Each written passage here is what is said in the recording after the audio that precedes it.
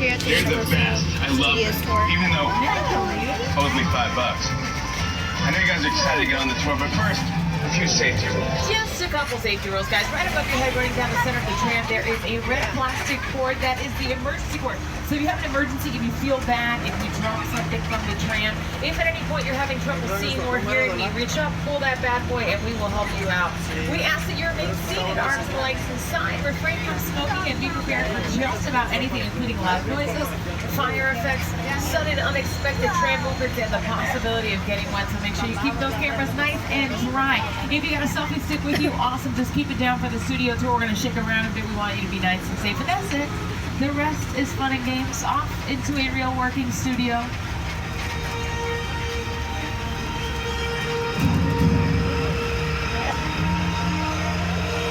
We will literally be descending away from the theme park into the movie studio. Gotta go down a hill to the real deal here, guys. We've been making movies with Universal Pictures for over 100 years. Universal was created in 1912, forever ago. But it started on the East Coast in Jersey, and then they quickly realized, wait a minute, the weather's awful. We have to move to a place where we can film all year round. In 1915, they moved here to Los Angeles. And proof that we've been making movies, the timeline off to both sides of the tram. Some of the bigger films we've made, the truth is, at least for me, no matter how much time goes by, my favorite film is still this black and white classic.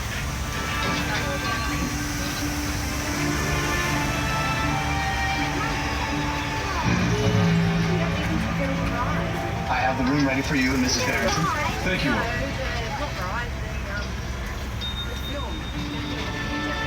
Did you hear that? Mrs. Tomarle a lo padre. Not quite, darling, but soon. Very, very soon. Philip. Kind of grander scaled set pieces. This is our metropolitan area off to the right-hand side. It's supposed to be any city, so it's kind of a composite of all of them. It can be Chicago, it can be LA, it can be New York, whatever you want. Just let us know and then we'll decorate them a little bit more specifically. Some streets are more residential. You can see Brownstone here off to the right-hand side. Home Alone 2, you remember he gets lost and doesn't make it. That's the street. You may have also seen it in Bruce Almighty.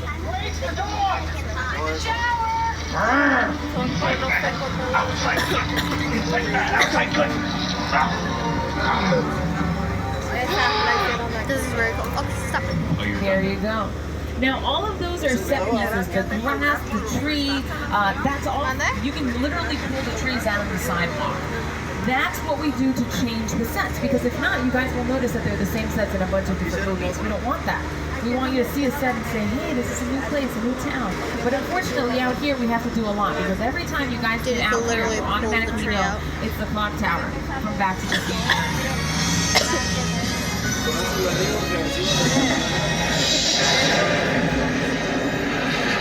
That is it, guys. That is the clock tower from Back to the Future. I hate to break your heart. We can take that clock on and off as many times as we need to. The windows, if you were to open up the shades of those windows, you would see the sky. There is no roof, there is no back wall. It is just the front, just the sides, no interior whatsoever. And you know those scenes that they had up at the top of the clock where Doc, right, played by Christopher Lloyd, he's up there connecting all the wires, getting everything set. He, the actor, is actually afraid of heights. So he got out here and he saw it and he said, how long do I have to be up there? About 10 hours on and off, right? We bring them down, take them back up, and he said, absolutely not, I can't do it. So what they did was they built that top half of the clock tower inside of a stage a couple of feet off the ground. And they shot all those scenes in there, and then they came out here and shot the rest. The DeLorean flying by, that's the street the DeLorean flew by. You can see some set decoration says Baltimore. That is where Hairspray the musical live shot as well. So those are some set pieces from Hairspray that they have left behind. And this is supposed to be kind of a small town feel. We do have, obviously, the big city. You just cross right on over. Technically, we call it New York, but again, it does not have to be. The buildings are semi-practical, so you can see right inside. There's a plywood interior, but it's all fake, no plastic, or rather, no brick, no concrete. It's all plastic, foam rubber, fiberglass. This is home to the superheroes, guys. I hate to tell you that Batman, Spider-Man, Captain America, the Transformers are neighbors. but they are. That's the truth of it. They've all spent some time right out here, and I'm going to let a true New Yorker tell you what's going on. Jimmy, take it away, please. Hey everyone, welcome to New York. I got my start right here in New York on Saturday Night Live. This is actually my old neighborhood. Almost got mugged over there. That old woman. Tough lady.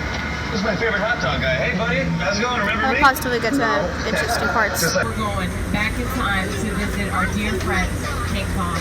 It's the original King Kong that made me want to direct movies. I saw that movie on TV when I was about 8 or 9 years old, and I wanted to become a filmmaker. Folks, we are going into a prehistoric island. There are dinosaurs. Beware. I don't know if they said that, so keep your arms and legs inside and remain seated for your own safety. And eat it, guys. They're hungry. Have those 3D glasses nearby. We are going in. Okay, we're going in, guys. Oh no.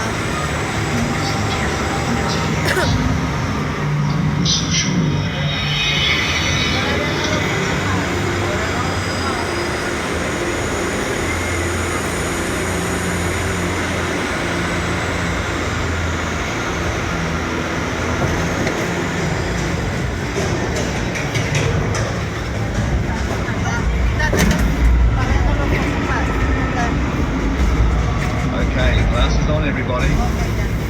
Back from Skull Island. Got my glasses on.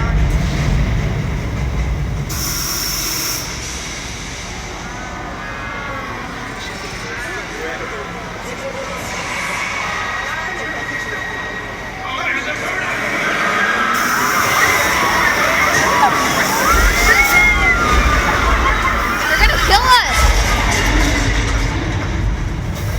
Oh god.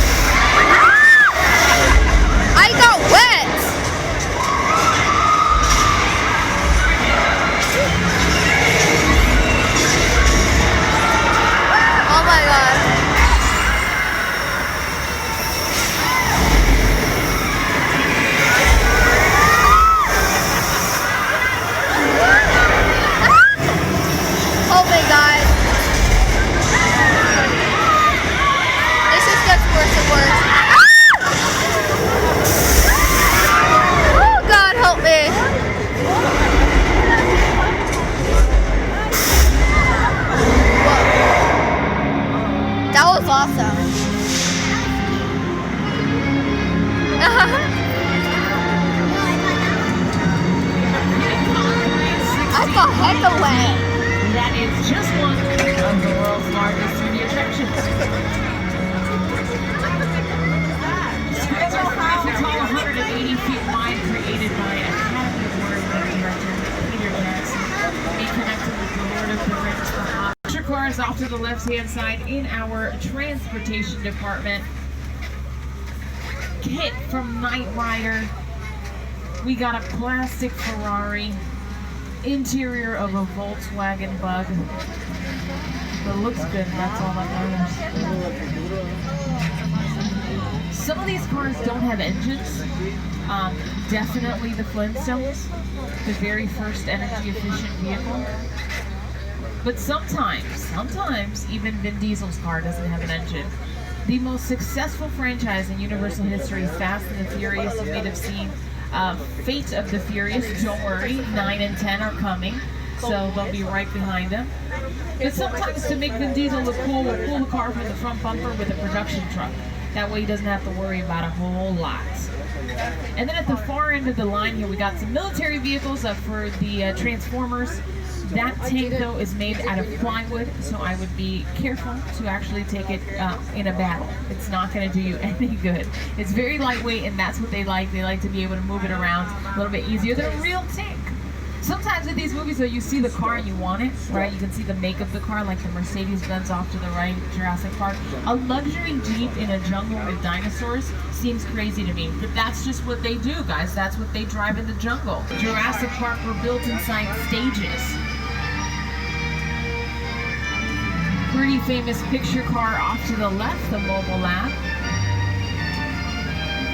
And the cages, I do apologize, with the rain and all that, the dinosaurs got out, but we haven't bothered to go get them. It's just a little one, so it's no big deal. If you happen to see one, just say hello and go on your way. Just a little, guys. Oh shit. They're pretty comfortable here. I was lucky. You can see the fake trees off to the left. Those are foam rubber tree trunks. They have wheels, they have handles. We can push them from stage to stage like we did in the film. But did you notice in that movie, every time the T-Rex shows up, it starts raining? You're like, what? It wasn't raining a second ago, and now I have to run and it's slippery? Yes, because that just elevates the situation, right? When the bad guy shows up, the lights go out, the phones don't work, just because we want to see everybody get nervous. So a big way to do that is to change the weather, to make it dark, to make it cloudy and misty. And here in California, with the exception of yesterday, there really is no change in the weather. It's kind of sunny, so we got to call in some special effects. Let's see what the weather forecast is like. Hi everybody, here's today's forecast from the Universal Backlight. It's going to be sunny and dry at 6 points on New York Street, and we've got a high chance of mild precipitation for Skull Island, Amity Island, and Isla Nublar. Oh, there it is, guys. That is a little bit of rain. I'm not sure if you can see, but very sophisticated technique. if you don't look at that part, it actually looks like it's raining. It'll shoot the water up and come down pretty naturally. It is patchy. It's not raining everywhere. That's exactly how we want it. We don't want to wet the whole set. We just want to rain right above the actor or wherever the camera's facing, and everywhere else it could be dry. If you want to wet everything, you just have to push this button right here, and then things will change for you. You know, thousands of gallons of water will just miraculously come down the hill. Steady, we're gonna get wet. I want to keep my promises early on, guys. It goes right under the bridge and right back up. We can do it as many times as we like. It is a fully decorated set. You have yet to see one today. We call this a hot set. Once we put decoration on it, it is considered dressed, right? Just like when you put your clothes on, we say, hey, you're dressed. Yeah, this too. Once you put some pieces on it, we say, hey, it's dressed. It's ready to go. Designed to look like a metro station, because you can't really film in a metro station. No city would be happy with that. Here it, no, that's not it. One more time. Here it is on an episode of the Look, they're sweet. So there you go.